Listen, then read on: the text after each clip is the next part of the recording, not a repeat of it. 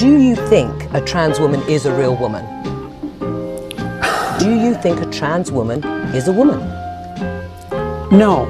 There's no comparison between Mao and a trans activist, is there? Why not? Because trans activists aren't killing millions of people? The philosophy that's guiding their utterances is the same philosophy. I mean, look, again, I don't know what the hell I'm talking about. How have I prepared for my debate with Zizek? What are your goals for the conversation to be productive? Well, I haven't prepared enough. But I've got tomorrow. To say to somebody in North Korea, set your house in order, no? You know, and you can do a lot with one day. I want to review some more of Zizek's YouTube videos. I want to go through a couple of his books. Where did you find this data? I don't know them. I would ask you here, give me some names or whatever. Where are the Marxists here? I don't know any. Who is a Marxist here?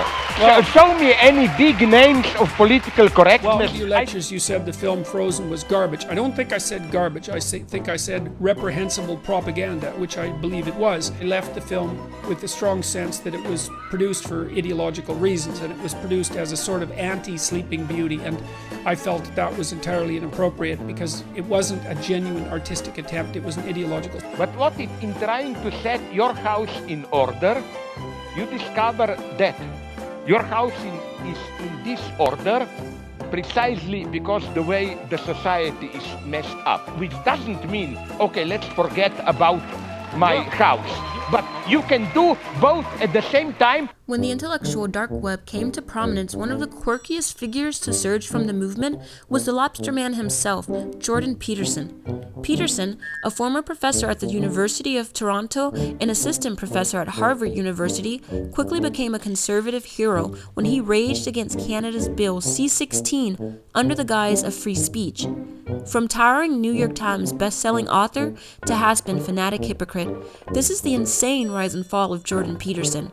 How he became a joke. Now, if you're one of the few people who still hasn't heard of Dr. Peterson, his meteoric rise to fame has brought him to the forefront of the world of psychology, with his message influencing millions of people around the world.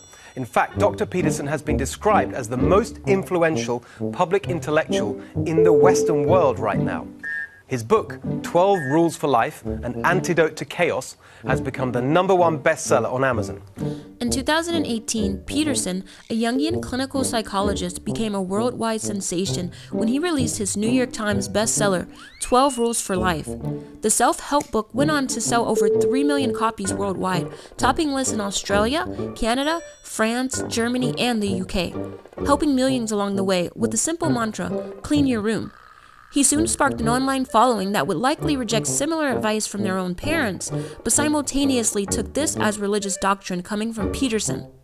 The overnight stardom gave Peterson a platform that helped him propagate his political and biological views, fields which were far from his academic background. Do I have a favorite feminist? I don't think of things that way. I'm not a favorite of ideologues. Do I have a favorite admirable woman? Who would be my favorite admirable woman?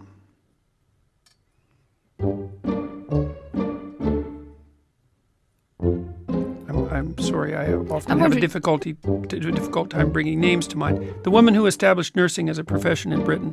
Florence Nightingale. Yes, Florence Nightingale. It's like good for Florence. She thought at one point that men were unsuited to nursing because she had gender stereotypes. Shouldn't we be telling her off? Well, some men are unsuited to nursing and some aren't. Bill C-16 was Canada's attempt to update their protected classes and discrimination laws to include gender identities. During this time, LGBTQ+ rights were a topic in the forefront of many nations' political discourse, including the US, who had just legalized gay marriage. Canadian trans rights activists battled with Peterson, who, despite the medicinal and academic consensus on the subject, refused to acknowledge their identities. Peterson claimed that by forcing impartiality upon him, the bill would inevitably lead to the death of free speech, an argument frequently used against African Americans during the civil rights movement. His arguments, easily torn apart by comedians, let alone intellectuals in the discourse, were taken very seriously by his following, who had fallen into an echo chamber. This policy helped his public profile, but ultimately led to a tension in academia that would later bite him in the ass. I think the really deadly leftist presumption is equality of outcome. I think as soon as you start talking about equality of outcome, you should be put in a box and put off the shelf. And what happens is that a small minority of men have all the sexual opportunity. A fairly large minority of men don't. The women are unhappy because they can't find a committed relationship. It's bad for most of the men. And the men who have all the sexual opportunity get cynical. But isn't this in some ways against your whole idea of equality of outcome? Because you're talking about equality of sexual outcome now. Well, first of all, I'm not in favor of unbridled hierarchies. Like I already said, that the proclivity of a hierarchy is that all the spoils go to the person at the top, right, and that can destabilize the whole structure. Yes. So we have to have a dialogue about how to rectify that. Should be put in a box. The spoils concentrate at the top. Does this sound familiar to you? Why would that help in any way, these involuntary celibates? Well, I think you tilt the society so that it serves the interests of, well, that's a good question. Do you see my point? Where I see your point. There's no doubt about it. You're almost forcing an inequality of outcome. Should be put in a box. I would argue that the economic domain probably drives what's going on in the sexual It's very family possible. domain. Yes. I would argue that bitches be trifling. A critic of feminism, he accurately pointed out the problems men face, like the violence and suicide rate. He also supports the growing incel community cultivated by the alienation produced by capitalism. Yet, Peterson dismisses third-wave feminism, which addresses these issues through intersectionality. His approach to resolving the problem is seen as redistribution of women to destroy sexual hierarchy. He aggressively pushes the narrative of a nuclear family as a resolution. Peterson took backlash from critics who pointed out that the distribution of wealth is more relevant than the distribution of women to the issue of involuntary celibacy. Because of this, his speaking engagements in college campuses were highly scrutinized. Peterson extended his time in the limelight by continuing to antagonize quote-unquote cancel culture and claiming that cultural Marxists were trying to suppress his ideas. If Peterson would have used Occam's razor, he may have concluded that his ideas weren't connecting with anyone save right-wing cisgendered males. Instead, he unironically claimed he was a victim of modern-day McCarthyism. His hypocrisy surfaced more when he railed against free speech when threatening to sue a journalist who called him a misogynist. Surprisingly, Peterson was still seen as a serious figure. He branded himself as a warrior for free speech and became an intellectual that the right wing of the political spectrum could point to justify their conviction. Due to many right-wing pundits getting their Patreon accounts suspended because of terms of service violations, Peterson decided to start his own alternative for the site. One which would allow figures like Milo Yiannopoulos and Sargon of Akkad to operate without consequences. Milo was a conservative commentator who had been blacklisted by serious institutions after he came out in favor of pedophilia. Sargon at the time was promoting nationalism to his large following during a time in the UK that was seeing a rise in hate crimes against immigrants. Both had a history of interacting with neo-Nazi groups. Peterson naively claimed this was a partisan attack by the cultural Marxists, a contemporary variant of cultural Bolshevism, a term widely used during Nazi Germany to denounce progressive cultural movements. He then partnered with Dave Rubin to let people like Milo have a safe space online. Only something like religion can make good people do bad things. More than a century ago, in his Brothers Karamazov, Dostoevsky warned against the dangers of godless moral nihilism. If God doesn't exist, then everything is permitted. He couldn't have been more wrong. The lesson of today's terrorism is that if there is a God, then everything, even blowing up hundreds of innocent bystanders, is permitted to those who claim to act directly on behalf of God. Later, after foolishly accepting a debate with renowned theorist Slavoj Zizek, Peterson exposed his pseudo-intellectual limits in a disastrous performance. Attempting to strawman Marx's ideology, Peterson was not prepared for Zizek. Zizek, a Hegelian who deeply respects Marx, schooled Peterson for almost 3 hours. Jordan prepared for the slaughter by reading the Communist Manifesto, a condensed version of Marx's ideology intended to be read by the working class at that time. He attacked the ideology with little understanding of the economics he demonized.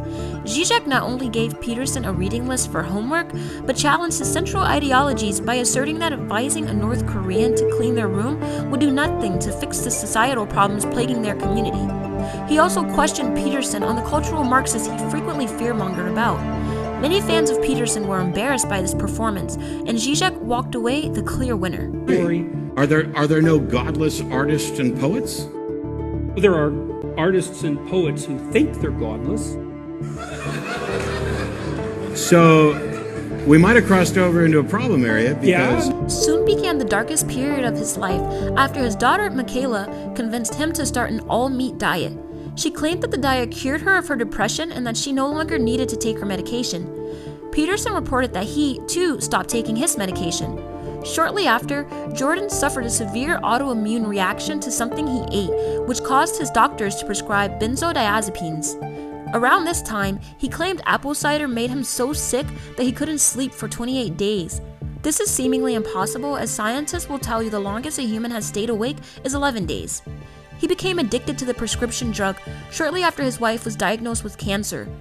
After multiple failed rehab attempts, including a treatment using the horse tranquilizer ketamine, aka Special K, Peterson was smuggled into Russia by his daughter's boyfriend, a man who claims to be possessed by a spirit named Igor. His daughter, against his doctor's recommendation, took him to Serbia for an experimental treatment that doctors in the US deemed ludicrous. It was essentially placing him in a medically induced coma so that he would sleep through the withdrawal stage. He was under for 8 days, which caused him some neurological damage. To top everything off, his daughter Michaela, a vocal COVID denier, infected Dr. Peterson with the virus after returning to Serbia from partying in Florida. Peterson grifted his way into the public space by taking on the label of a classical liberal. However, his rhetoric and teachings indicate he is firmly on the conservative side of the aisle, promoting rugged individualism and theocratic talking points that have been debunked millions of times. Peterson has been linked to the Koch brothers through his affiliation with the Cato Institute, as well as the Heritage Foundation and many more right-wing think tanks as such. Fueled by billionaire money and a loyal fan base of men, Peterson continues to inspire the right wing by railing against scientific consensus in fields he has no credentials in. He is planning on releasing his new book soon, 12 More Rules for Life. Although most people see through his grift now, he still holds a lot of weight with people he fooled into believing conservatism is new and edgy. Observing bears and pigs eat their young in nature hasn't inspired the lobster man to eat his child, yet. But seeing as he loves to present nature as an argument to engage in subhuman behavior, it doesn't seem that far off.